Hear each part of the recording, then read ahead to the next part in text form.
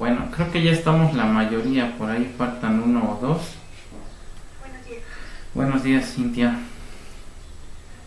Pero creo que ya podemos dar inicio porque el tema de hoy es sumamente amplio, además de técnico. Vamos a comenzar a analizar lo que sería el amparo contra actos fuera de juicio o de proceso. Recordemos que el término juicio o proceso para efectos de la ley de amparo son utilizados como sinónimos, no obstante de que para la teoría general del proceso y en específico el derecho procesal penal son conceptos completamente distintos. En este caso estamos hablando de actos de tribunales propiamente dicho, como los denomina la jurisprudencia y la doctrina, en virtud de que emanan de un tribunal formalmente dicho, es decir, está reconocida su calidad conforme a la ley. Y en este caso son tribunales de carácter judicial, ya que pertenecen a los poderes judiciales tanto federal como de las distintas entidades federativas. Es decir, en este caso el acto va a emanar de un juzgado, ya sea del sistema tradicional perteneciente a los tribunales superiores de justicia de las diversas entidades federativas, o bien los jueces del sistema tradicional en materia penal en el fuero federal, lo que antes se conocían como los juzgados de distrito en materia de procesos penales federales. Asimismo, por supuesto, debemos contemplar a los jueces del sistema acusatorio adversarial, tanto en materia federal como en el fuero común. Asimismo, aquí debemos contemplar a los jueces en materia del sistema integral de justicia penal para adolescentes. Mucho tiempo se discutió si esta rama en específico pertenecía o no al derecho penal y si formaba propiamente parte de un derecho administrativo especializado. Recordemos que incluso quien resolvía este tipo de conflictos no era propiamente un juez, sino el denominado Consejo de Menores, y en ese sentido no se le quería dar la denominación de justicia penal. Ya cuando se publicó la ley nacional del sistema integral para justicia, se le agregó ese penal, justicia penal para adolescentes, y hoy queda fuera de discusión si este tipo de actos forman o no parte del derecho penal. Entonces decíamos, estamos frente a una serie de actos de órganos encargados de impartir justicia penal, tanto en el fuero federal como en el fuero común. Hay que recordar que este tipo de órganos emiten tanto sentencias definitivas como resoluciones que pudieran dar fin al proceso o juicio sin resolver el fondo del asunto, así como también otro tipo de actos u omisiones que pueden cometerse ya sea fuera, dentro del juicio o bien después de concluir, es decir, en la etapa de ejecución de la sentencia. En el caso específico nos vamos a constreñir a hablar en esta ocasión de los actos fuera de juicio, es decir, antes de que se aperture propiamente el proceso. Recordemos que en materia penal, a diferencia de otras materias, el proceso inicia con la celebración de la audiencia inicial, donde el juez de control tiene que resolver la situación jurídica del justiciable, es decir, va a determinar si lo vincula o no a proceso. Obviamente, previamente se tiene que dar lo que se conoce como la formulación de la imputación, es decir, aquella comunicación que hace, en este caso, el Ministerio Público en presencia del juez de que se está realizando una investigación en contra de una persona y que obran datos suficientes para acreditar la existencia de un hecho que la ley señala como delito, pero además la probable intervención del sujeto a título de autor o de partícipe. Ahora bien, para efectos de entender qué es el juicio, hay que recordar que esta palabra deriva del latín judicium o juicio, que al castellano se traduce como el acto de decir el derecho o mostrar el derecho. Y en un sentido histórico, tanto en el derecho romano como en la terminología de las 7 partidas, juicio equivale a sentencia.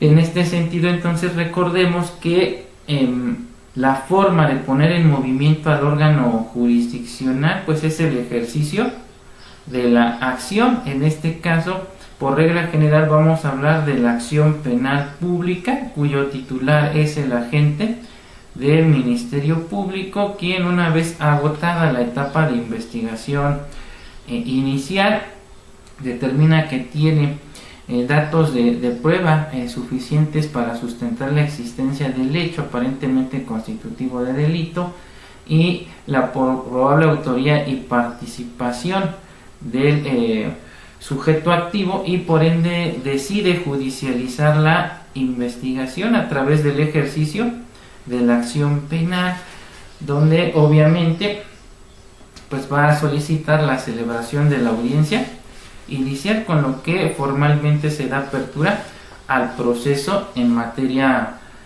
penal. Bien, ahora, ¿qué entendemos entonces por actos fuera de juicio? Son aquellos que no van a formar parte entonces del proceso penal. Obviamente esto desde que se inicia hasta que se dicta la sentencia, porque ahí estaríamos hablando propiamente de actos dentro del juicio. Recordemos que para efectos del Código Nacional de Procedimientos Penales, como para la Ley de Amparo, el proceso inicia, como lo comentamos, con la celebración de la audiencia inicial, y el juicio propiamente culmina con la sentencia firme, es decir, aquella que ya no admite recurso o medio de impugnación alguno. Entonces, estos actos fuera de juicio son aquellos actos que se van a dar durante la etapa de investigación en su fase inicial, es decir, cuando el Ministerio Público tiene facultad de imperio, es decir, es el amo y señor de la etapa de investigación. Pero en ciertos casos, recuerden, sus actos de investigación van a requerir de control judicial. Entonces, finalmente, quien pudiera emitir el acto que va a ser objeto de impugnación no sea el Ministerio Público, sino propiamente el órgano jurisdiccional, es decir, en este caso el juez de control. Ahora, entonces estamos hablando de aquellos actos que se van a dar previamente a la celebración de la audiencia inicial. ¿Qué tipo de actos podemos contemplar como actos fuera de juicio? Por supuesto, a las órdenes de aprehensión, en los citatorios y las órdenes de comparecencia giradas por el juez de control. Más adelante vamos a ver que, tratándose de citatorios, la jurisprudencia de la Corte ha determinado que el amparo es improcedente, porque considera que propiamente no es un acto de molestia que atente contra la libertad personal. Entonces, normalmente contra el primer acto que vamos a promover un amparo contra actos fuera de juicio sería la orden de aprehensión. ¿Sí?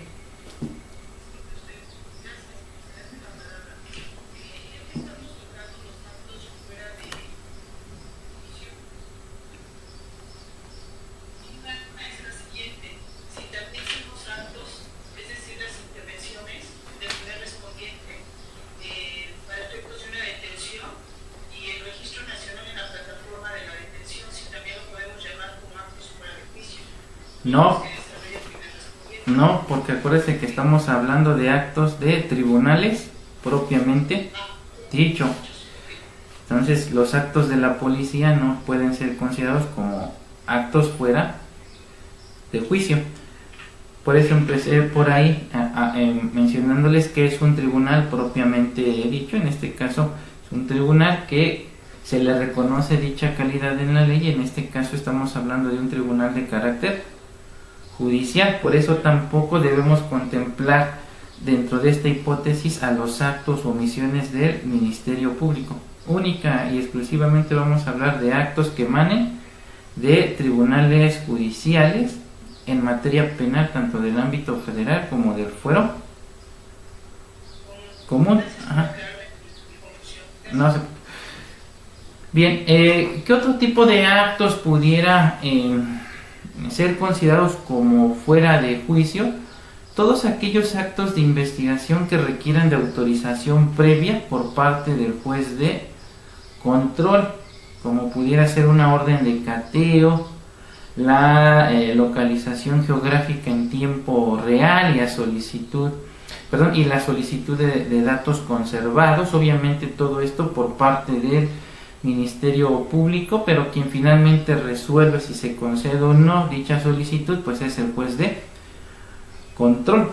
La exhumación de cadáveres, la intervención de comunicaciones privadas y de correspondencia, la toma de fluido corporal, como puede ser también vello, cabello, extracción de sangre u otros análogos, siempre que la persona se niegue a proporcionarlos, a excepción de la víctima ofendido. También se encuentran dentro de este tipo de actos al reconocimiento o examen físico de la persona cuando aquella se niegue a ser examinada. Desde luego estos actos que estamos mencionando son de forma ilustrativa más no limitativa. Estoy mencionando los que son más frecuentes, sin embargo puede darse otro tipo de actos que no mencioné, pero que me viene a la mente, por ejemplo, hablando de la etapa de investigación en su fase inicial, que comparecemos ante el Ministerio Público y le solicitamos nos proporcione copia de la carpeta de investigación o bien nos dé acceso y nos permita tomarle fotografías, y el Ministerio Público refiere que no. Entonces, contra esa determinación promovemos el control judicial, y entonces interviene el juez de control, quien, lejos de darnos la razón, convalida el acto de la autoridad ministerial y dejándonos en completo estado de indefensión.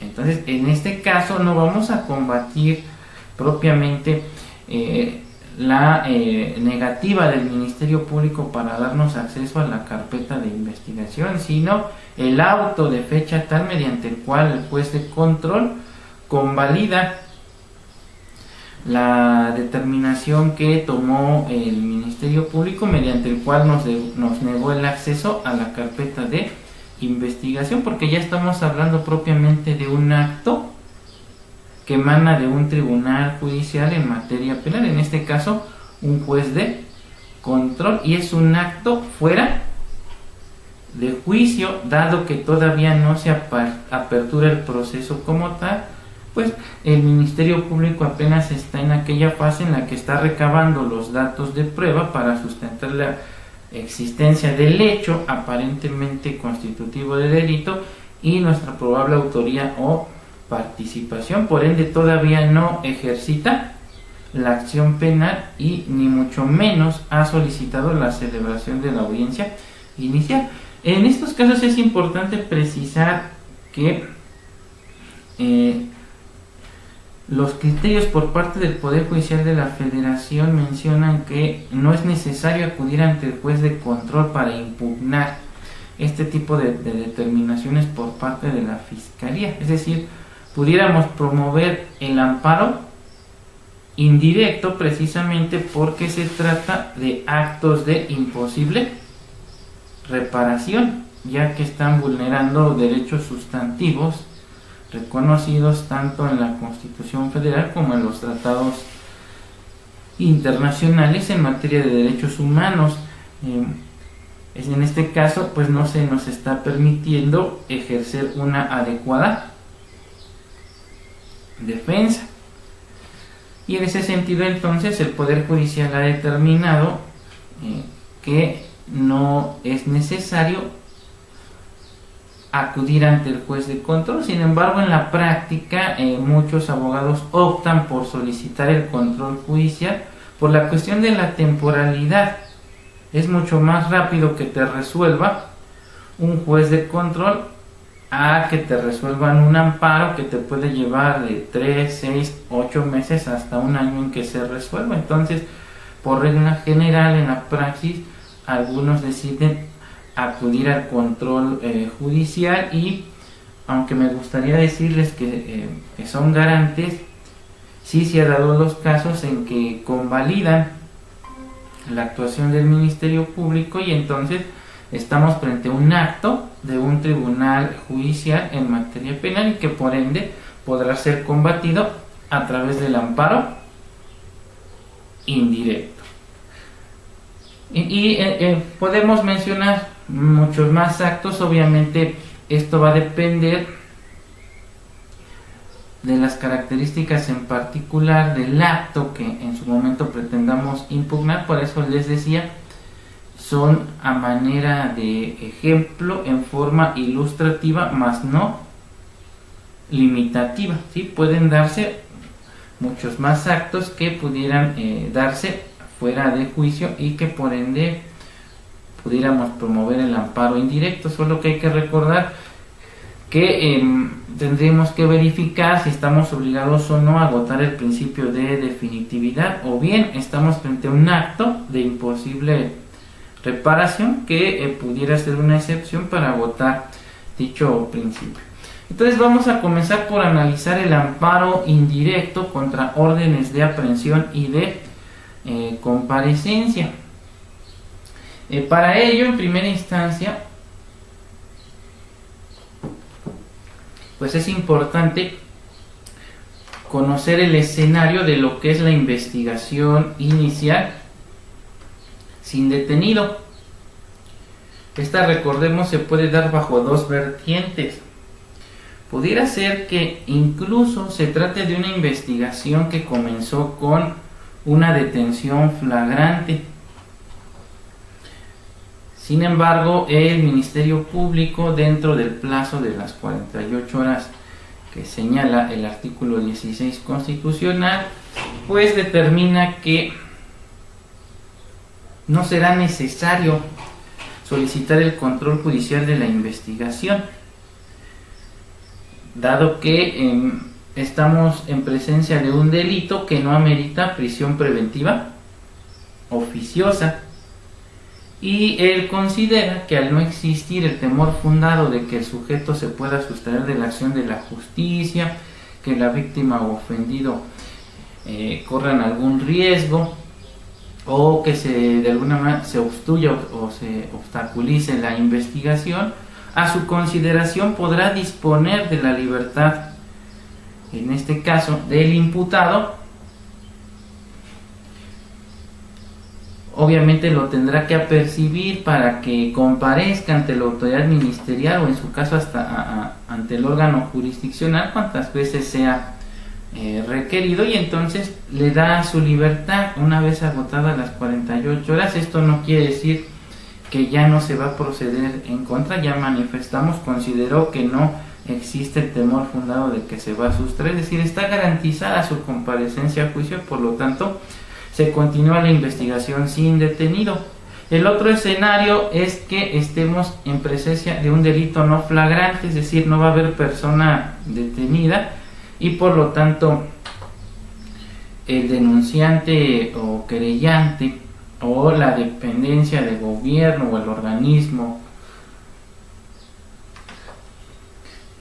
facultado para ello presenta su denuncia, querella o su requisito equivalente para que el Ministerio Público lleve a cabo aquellas diligencias tendientes a recabar los datos de prueba que puedan sustentar la existencia del hecho aparentemente constitutivo de delito y la probable autoría y o participación del sujeto activo, ¿sí?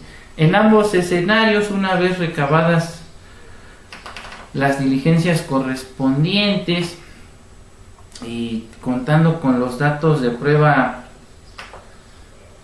suficientes para sustentar la existencia del hecho aparentemente constitutivo y la autoría o participación del sujeto activo, entonces se judicializa la investigación, ¿sí? Y entonces lo que va a tener que analizar en su momento el Ministerio Público es si va a solicitar citatorio para que el imputado comparezca ante el juez para la celebración de la audiencia inicial. Si en su caso se justifica la solicitud de una orden de comparecencia en virtud de que el imputado ya fue citado y no compareció a la audiencia inicial sin causa justificada, o bien existe la necesidad de solicitar una orden de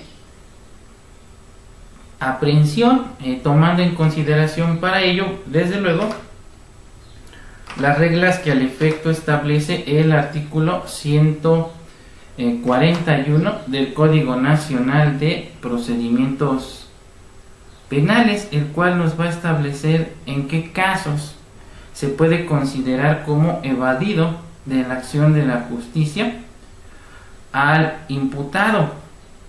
Esto implica entonces que cuando el Ministerio Público solicite que el juez de control le obsequie una orden de aprehensión, pues debe aportar datos de prueba para sustentar esa peligrosidad de que el sujeto activo se evada de la acción de la justicia, es decir, que no esté garantizada su comparecencia al juicio, que exista riesgo de que la víctima o ofendido va a sufrir algún ataque en su persona, en sus bienes, en su familia, o bien que el imputado puede realizar actos que tiendan a obstruir la investigación, como pudiera ser ocultar o destruir los objetos o instrumentos relacionados con el delito, o habiéndose girado una orden de comparecencia,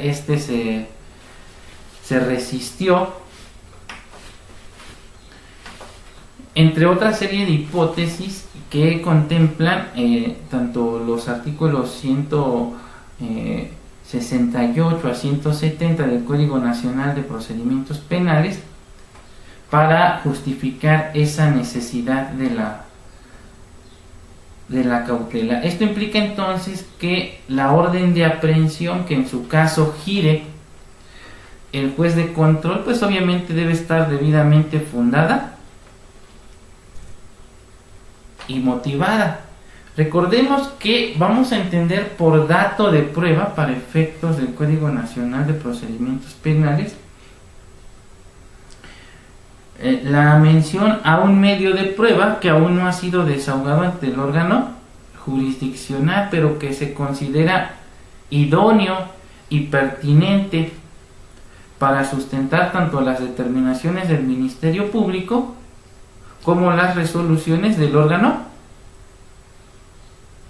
jurisdiccional. Entonces, por ejemplo,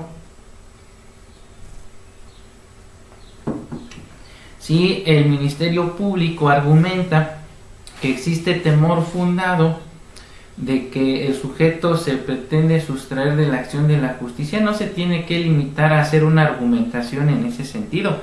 Tiene que aportarnos, le tiene que aportar al órgano jurisdiccional datos de prueba para sustentar dicha situación, y en este caso pudiera ser que ofrezca como dato de prueba una entrevista donde, al acudir ante el Ministerio Público, a rendir su versión sobre los hechos que se le están atribuyendo, y antes de hacer su manifestación en ese sentido se le pregunta su domicilio y proporciona uno en un determinado lugar. ¿Sí? Sin embargo, posteriormente comparece igual a solicitud del Ministerio Público y proporciona otro domicilio.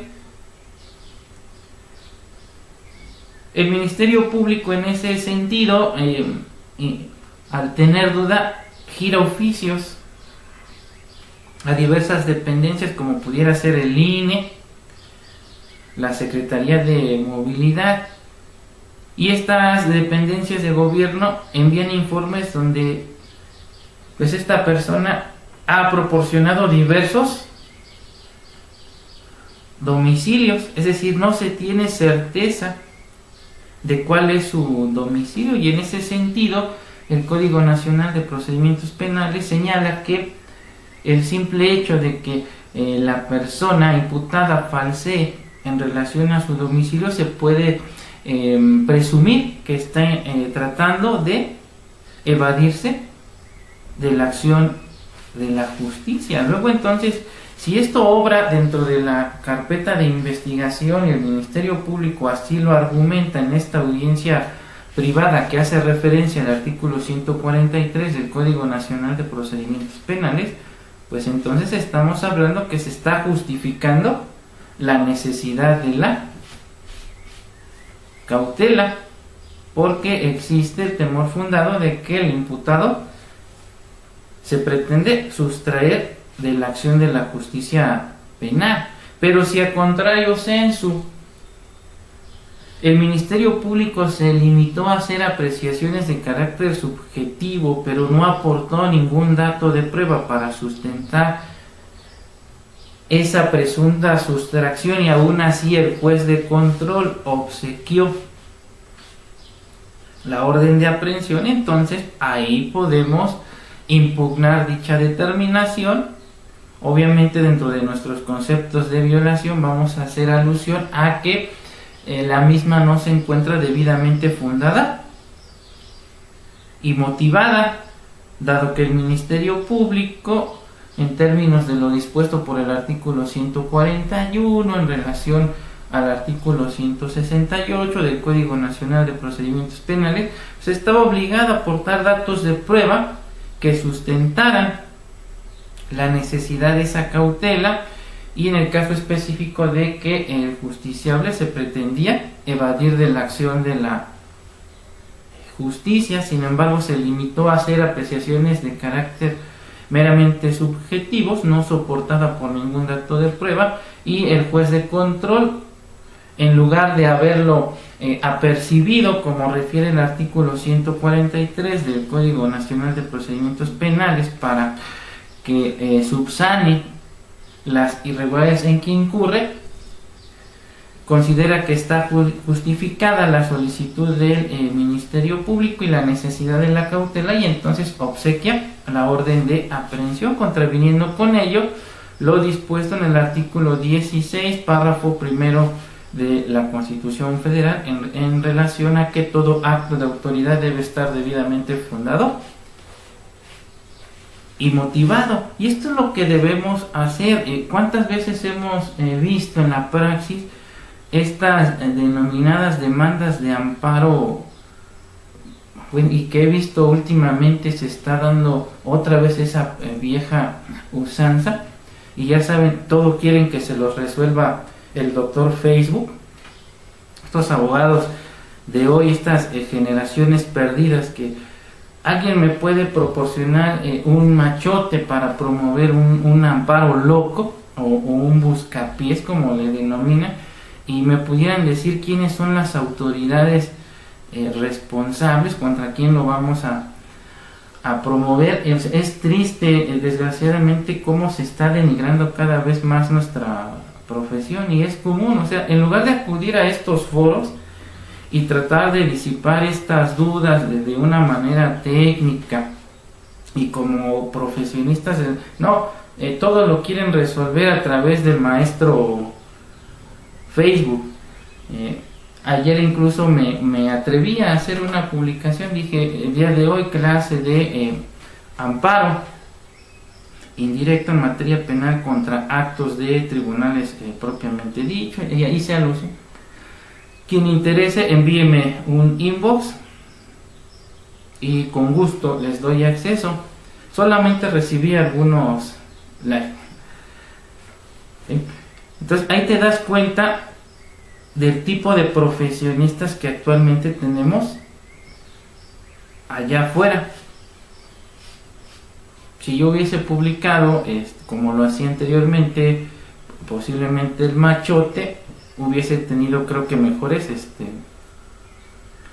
resultados, ¿sí? Entonces esto es lo que tenemos que analizar al momento que vamos a formular un amparo contra un orden de aprehensión. Ahora, ¿quién sería en su caso la autoridad responsable? Pues desde luego estaríamos hablando, en el caso de la Ciudad de México, pues los jueces, ¿verdad?, del sistema acusatorio adversarial adscritos, ¿verdad?, a las unidades de gestión judicial. Si no sabemos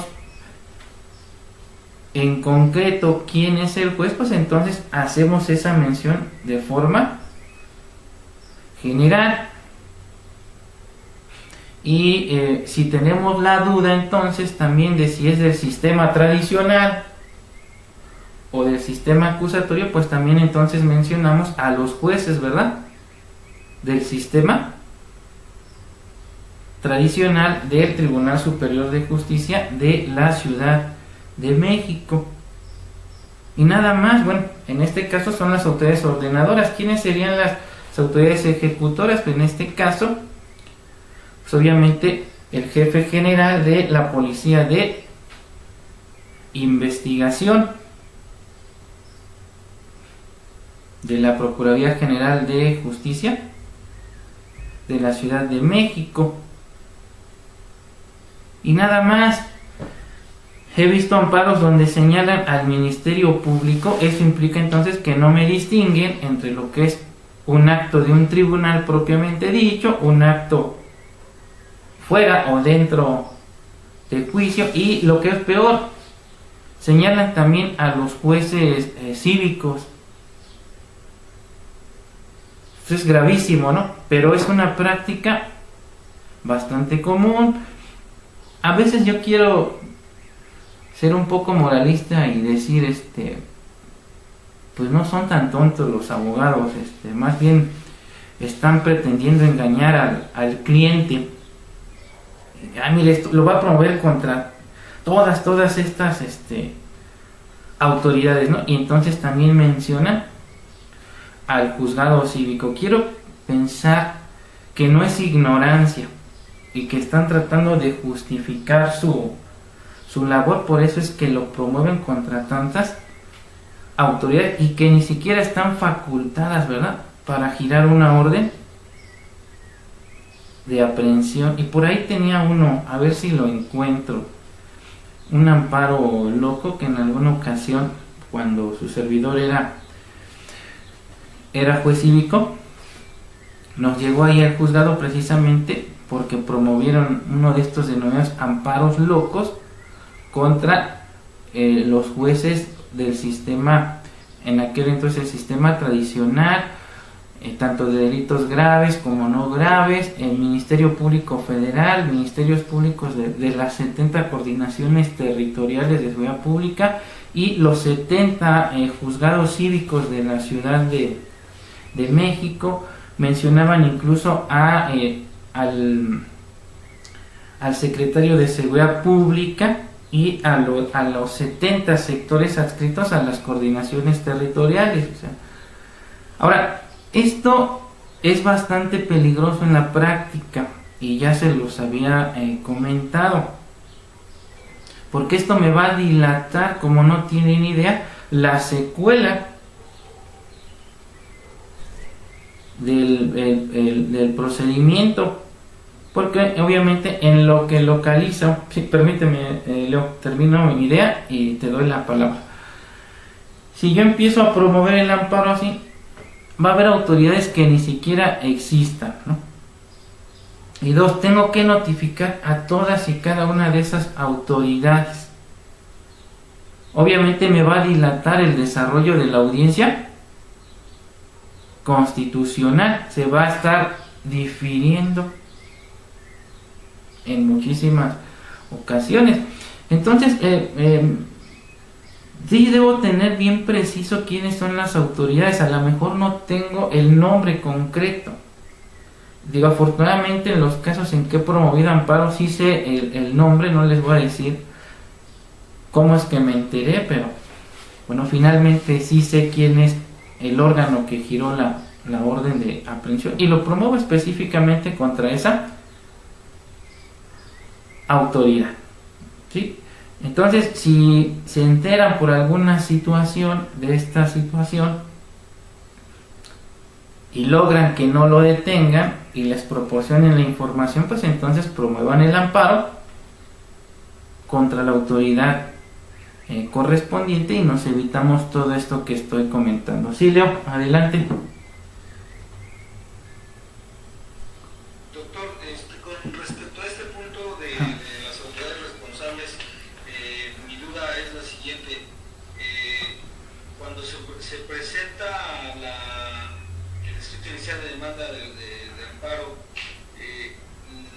la autoridad jurisdiccional pudiera prevenirnos, inclusive, digo, no lo sé, ¿verdad? Por eso, esa es mi duda. Y con la cuestión de un apercibimiento a nosotros como abogados, en el caso de que la demanda señale abogado, todo porque se supone que el abogado es perito en la materia y al estar tratando de promover de esta manera, atribuyendo un acto reclamado a una autoridad que no existe, pues precisamente como tú lo decías, esto viene a encadenar tal vez el procedimiento y ya no hay la celeridad que debe de darse dentro de una de las formalidades del proceso. Y yo no sé si el juez de distrito en su momento pudiera desde un principio, cuando observa esto en el escrito de demanda, hacernos una prevención con algún apercibimiento por ser peritos en la materia, no lo sé. Bueno, no he visto que hagan un apercibimiento, te soy honesto en ese sentido. Sí, en el aspecto de que si el nombre de la autoridad es cerrado, se tendrá por no existente y por ende se perderá cualquier comunicación con dicha autoridad y en su momento pues se decretará la improcedencia y sobreseimiento del juicio de amparo por cuanto hace a dicha autoridad. Sí he visto que hagan eso y obviamente es en vías de la economía procesal, porque no tiene sentido estar buscando una autoridad inexistente y que es obvio, ¿no? Es obvio cuando vemos este tipo de demandas que todavía se utilizan mucho, desgraciadamente, en la práctica, ¿no? Tú te das cuenta, donde incluso pues ya ni siquiera tienen la molestia de redactarlas, son machotes donde incluso vienen espacios con líneas negras para que lo hagan, llenen esos espacios con pluma, ¿no? Pero es una práctica que se sigue dando. Digo, durante la semana he estado viendo a varios abogados en estos grupos donde luego comparto estos materiales, donde hacen este tipo de preguntas y piden el machote o quién es la autoridad responsable. Hay quienes obviamente hasta los ofenden, ¿no? Les dicen que se pongan a estudiar, que por lo menos lean. Hay quien le contesta y la verdad dicen cada aberración y otros siguen. Es deprimente, o sea, la verdad es decepcionante cómo se está ejerciendo actualmente el derecho y desgraciadamente son las personas que han denigrado nuestra profesión. Ya en muchas ocasiones lo hemos comentado, cuando ya llega el cliente con nosotros, pues viene de cierta forma desilusionado, ¿no? Porque le cobraron X cantidad y finalmente no obtuvo lo que él pretendía, y difícilmente quieren pagarte tus honorarios precisamente por la desconfianza que han generado este tipo de, vamos a decirlo, de pseudoabogados, ¿no? Yo platicaba con uno de nuestros docentes de allá de donde estudiamos, y me decía, es que es triste, dice, pero no sé tú qué piensas, pero dice, del 100% de abogados que actualmente están litigando, dice, fríamente yo te puedo decir que el 85% están para llorar. Le digo, concuerdo con usted. Digo, desgraciadamente la educación se ha convertido en un artículo que se vende al mejor postor. Y esto de que te vendan licenciaturas en 6 meses, 1 año, pues es claro reflejo de una educación deficiente. Nosotros venimos de otra generación donde por regla general por lo menos eran 4 años. Hoy 1 año, pues la verdad es deprimente, ¿no?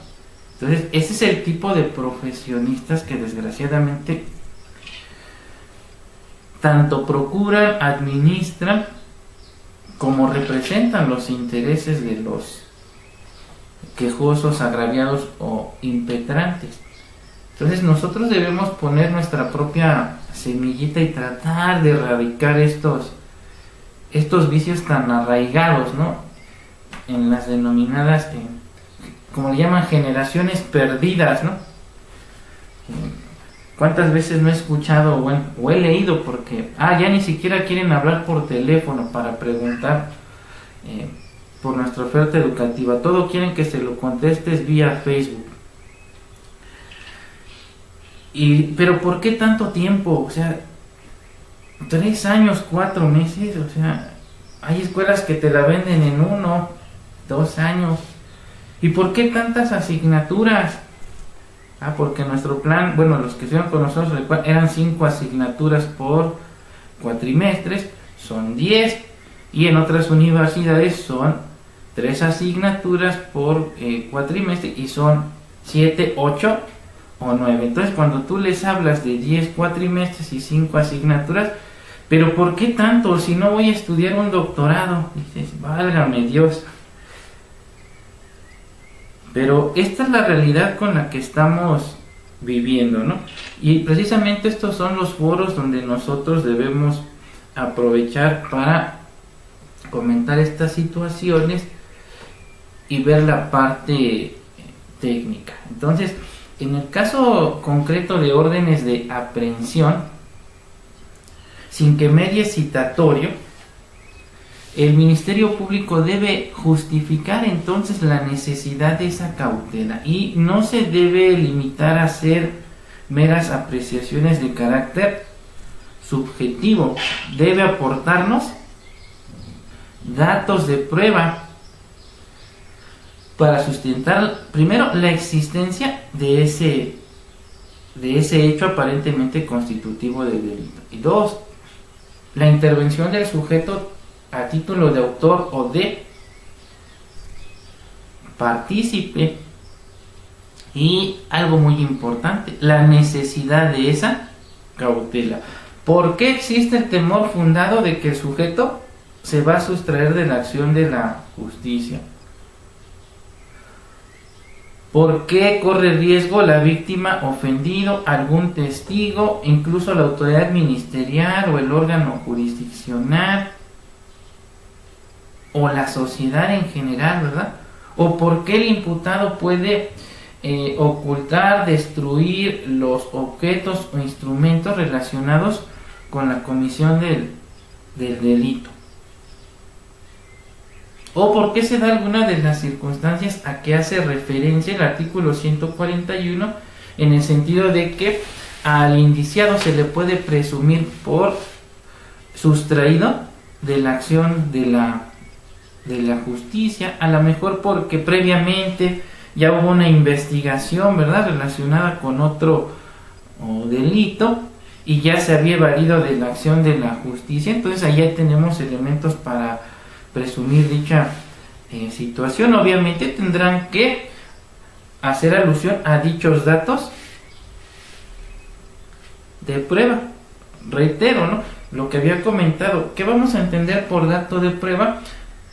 Aquel medio de convicción que aún no se desahoga ante el órgano jurisdiccional, pero que se advierte idóneo y pertinente, ¿verdad?, para sustentar primero la existencia del hecho, la probable autoría o participación del sujeto y, en el caso particular, ¿por qué existe la presunción de que el imputado se va a sustraer a la acción de la justicia? Obviamente todo esto se tiene que ventilar en la audiencia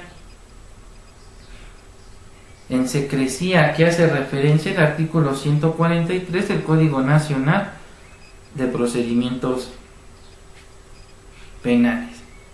Y entonces